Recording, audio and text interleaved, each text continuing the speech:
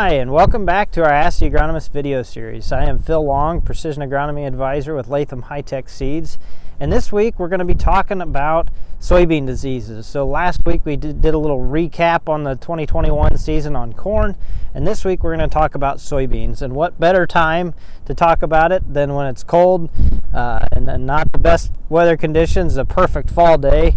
A lot of tillage is getting finished up, but a lot of these decisions are being made right now on what we're doing, what we're thinking for the 2022 crop, especially as we've talked the last several weeks about fertilizer prices and things going through the roof. There's a lot of decisions being made, maybe a little more so on the soybean side. So I want to kind of talk about some of these things, what's going on, and just recap 2021 a little bit.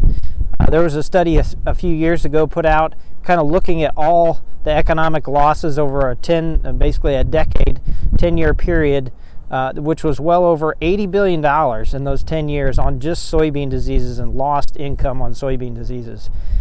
And the interesting part is a good chunk of that was up here in Latham Country. So we had over 5.5 times more loss in terms of soybean diseases than they would in the southern part of the U.S. For a lot of reasons you probably think of in terms of temperatures and climate and so forth, but that's exactly why we focus so heavily on our ironclad soybean lineup. So I just want to go back through the season a little bit, talk about a couple different diseases, and then talk about how you can make better selections for 2022. So the first couple I'm going to talk about, and I'm going to kind of group them together, is going to be the ones that kind of stay together as a group, I'll say. That's brown stem rot and sudden death syndrome, and they kind of go hand in hand with another one I'm going to finish with here. But brown stem rot and SDS are both huge in terms of economic loss.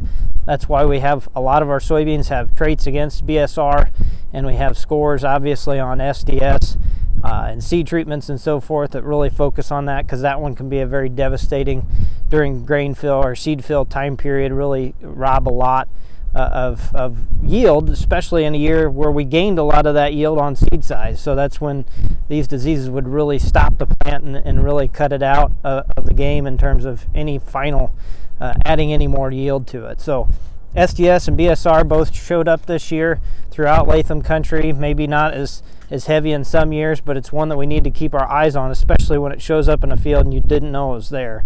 Making sure you're tracking those things and writing it down for future years is the most important thing you can do. The other one that showed up that we didn't expect maybe so much was white mold. It was still out there. One that we maybe, given the conditions, we wouldn't quite expect that. It was much drier than normal. But really around that R1 time period when the flowers are opening up is really critical for white mold.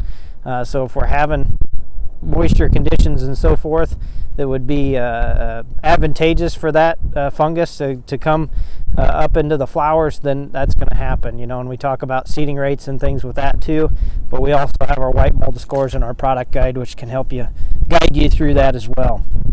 The other big one, which never goes away, is Phytophthora, and really I'm going to lump in any seedling diseases. This is probably the highest importance when you look at economic impact throughout the whole U.S. Seedling diseases are probably paramount in terms of yearly loss, and Phytophthora in our area is probably the biggest disease we have to worry about. And those ones, a lot of times I kind of focus on that because that's, residue and in the soil. They're there every year. You should be tracking them. If you don't know they're there and they show up, you should be keeping track of those things. The last two I want to end on kind of go with brown stem rot and sudden death. The first one, which is Soybean cyst nematode. Last week I put a lot of stress or emphasis on corn rootworms in corn because they were such an issue. And if there was a number one this year for me in terms of soybeans, it would be SCN, and not necessarily because it's not there before. It just kind of reared its ugly head, and where you typically see SCN the worst is going to be in those drier areas, drier soil types. It shows up and can impact yield more severely. But in a drought year especially, it's going to show up in a broader range, and that's what happened in 2021. So I think there's a lot of people taking SCN counts, which is great. So getting an idea of what's out there and how we can continue to manage this pest that's not going to be going away anytime soon. The other one is IDC, iron deficiency chlorosis. there, those areas that have it and have high pH and so forth, we know we had to manage for it. We didn't see it right off the bat in 2021, but when it showed up, it was highlighter yellow in spots and really showed up quickly and was very apparent. So those areas you need to keep track of so that you can manage for that going forward too. So how can you better select for these in terms of looking at our lineup? And I have our product guide here with me as well. That's probably your best tool when it comes to this, is you're sitting at the table looking through some of these varieties and trying to decide. Really, it comes down to looking at those ratings, and we continue to get more and more scores. I'm going to talk about that here as we finish up, but I just wanted to kind of go through a couple quick scenarios on how you can maybe make some better selections. So the first case is, I'm just going to give you a couple diseases, and the first one would be Phytophthora and Sds. And in this area, that's probably, especially in some of our fields, probably some of the main concerns. So Phytophthora early on, Phytophthora can really kill soybeans at any point in the season, even up into R6s, all the way through the season. You can see plants dying from Phytophthora. So that and sudden death syndrome can be an issue in these areas, in these heavier pockets and so forth. So in that case, and given our maturity, I would look in our product guide and go down through those selection criteria, look at all those things. I would be focusing on an ironclad soybean in this case. And if you look at something like our 2193s, it's an ironclad variety, very strong yielding and a good contender, but it also has great ratings, 2 genes on the Phytophthora and a good rating for SDS. Obviously SCN protection as well, those always kind of go together.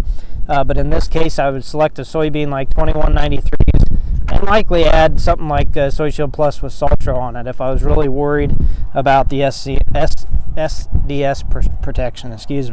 That just gives you a little bit more late season and getting that plant out of the ground. As we plant earlier and earlier, that early season protection really helps us in keeping that infection so it doesn't show up late season is what we really need to do. So another scenario might be for those north of us, maybe you fight more with something like IDC, iron deficiency chlorosis, and soybean cyst nematode, since we're hearing a lot of that and people testing for it this year. If those two are your top 2 concerns, there's a couple options. You could go with something like our 1995s, which would be a great option in terms of IDC. We have several in a pretty wide maturity range there that do well with IDC. 1995s is one of the ones we see do extremely well in those situations, and on SCN. So something like that, or pairing it with something like a seed treatment as well, or some protection on the IDC side, something in furrow like we've talked about with Soy Green or some other product would also be a good option too. So I really like the best method of protection on most of these diseases is selecting your soybean varieties to have that protection up front from them, because that's where you're going to see the most benefit in terms of yield results at the end of the season. But you could also select an offensive variety and try to protect it if you don't have severe issues of some of these certain diseases out there. Protect it from the ones that you have with something like fungicide in season or in furrow, whatever the situation may be, whether it's IDC or another pest that's out there. Protecting it throughout the season with some other way of protection would work too. So I just kind of want to finish up. We're going to, as season progresses and we get into winter here, we're going to sit down probably more inside as the weather gets worse and talk about some of the fungicide trials and things that recap some of the season, how things went on that way in terms of yield. But that's coming down the line. The other thing that's going to be coming down the line is just like with corn and tar spot, we're going to be finding out more information on hybrids, how our hybrids respond to that particular disease, as well as frog eye leaf spot on soybeans. And this is one that I always keep my eye out for. It's maybe not one that's talked about a lot, but it's one that can be very prolific because it starts in the top of the canopy and can decimate the top part of the canopy, which is what you don't want to lose because your leaves die from the bottom up. So you really got to keep an eye. If you're starting to see frog eye leaf spot out there, it's a pretty easy one to diagnose as you're walking through the field late season before they start to turn brown and yellow. So keep an eye on that one. The other thing, keep your eye out for, and we're going to do a future follow-up video on, is going to be the soybean gall midge. And that's one that for those particular areas, that have soybean gall midge. They realize the severity of the situation. It's one that doesn't seem to be going away either, and it's one that we're going to have to really start to find out some better management practices. So we're going to do a follow-up video on that one because it is very important and continuing to move eastward and northward into Latham Country, and something that everybody's kind of asking about. So look for a follow-up video on that. So just remember, as you're selecting these varieties, keep your product guide handy, and talk to your Latham dealer as well, and finding that soybean that really hits that niche on those particular fields that struggle with certain diseases. You have to have those records of which diseases are the worst, and then you can really make a better selection to get your best yield for that particular field. Thanks, and see you next time.